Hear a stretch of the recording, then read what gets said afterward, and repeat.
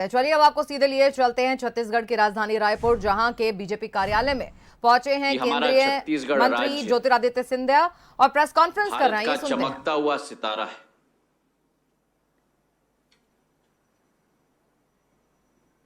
इस राज्य के कोने कोने में मेरी दादी का प्रवास हुआ है, मेरे पूज्य पिताजी का प्रवास हुआ है और जनसेवा के 20 वर्षों में कई बार छत्तीसगढ़ आने का सौभाग्य मुझे प्राप्त हुआ है।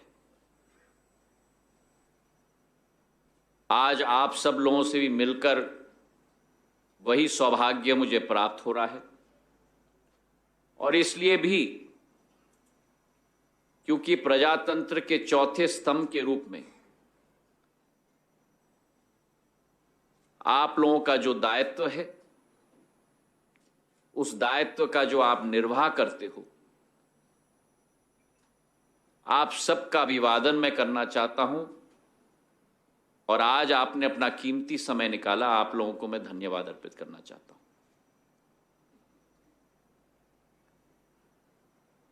किसी भी देश में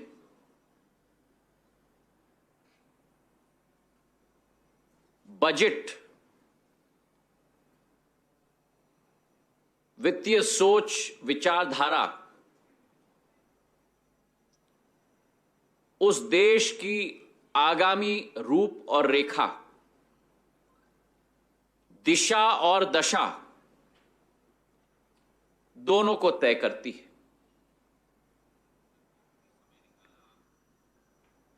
और जो वर्तमान के कोरोना के वातावरण में केवल भारत का सशक्त नेतृत्व प्रधानमंत्री नरेंद्र मोदी जी के रूप में नहीं,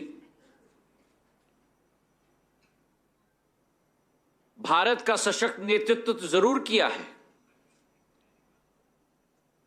लेकिन अंतर्राष्ट्रीय जगत में और विश्व स्तर पर आज भारत की नीति, भारत की सोच, भारत की विचारधारा एक मिसाल बनकर उठ गई है। ये कोरोना काल हम सब के लिए, केवल भारत के नागरिकों के लिए नहीं, लेकिन विश्व के नागरिक के रूप में हम सब के लिए एक बहुत ही पीड़ादायक समय रहा है। और उस समय में विश्व के नेता ऐसे वातावरण से जूझ रहे थे जिससे किसी का अनुभव नहीं था। 100 साल बाद ऐसी एक वैश्विक महामारी विश्व में आई। एक तो हमारे नागरिकों की जान की रक्षा करना और दूसरे तरफ आर्थिक गतिविधियों को भी सुचारू रूप से लागू करके आगे चलाना। ये दोनों चुनौतियां हर देश के सामने थी। पर आज स्पष्ट रूप से ये उभर चुका है कि जहां विश्व के कई बड़े देशों ने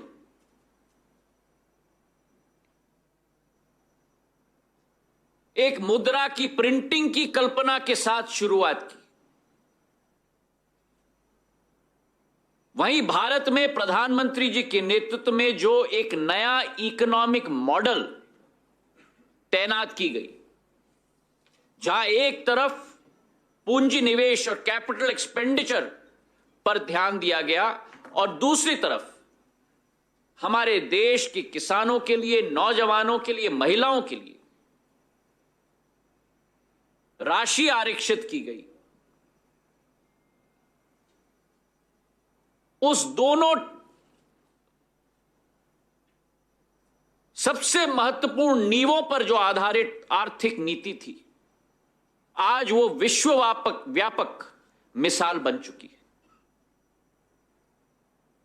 और इसलिए जब हम आज बात करते हैं कि यह अतिशयोक्ति नहीं है कि प्रधानमंत्री जी ने जब से कमान संभाला है तो राष्ट्र निर्माण का एक सुनहरा ध्वज का निर्माण हुआ है। और ये केवल एक वक्तव्य नहीं है, लेकिन इसके पीछे आंकड़े। ये 2 साल के महामारी को अलग रखते हुए भी अगर आप आकलन करो तो 8 साल पहले हमारी आर्थिक स्थिति क्या थी और आज हमारी आर्थिक स्थिति क्या है। 2014 में हमारे विदेशी मुद्रा के रिजर्व्स $275 बिलियन थे।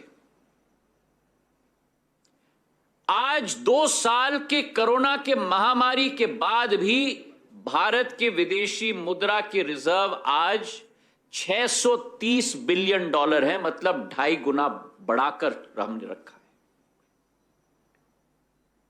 उसी के साथ देश की आर्थिक इंजन 2 मुद्दों पे चलती है। एक देश के अंदर का उत्पादन और दूसरा आयात और निर्यात की विचारधारा।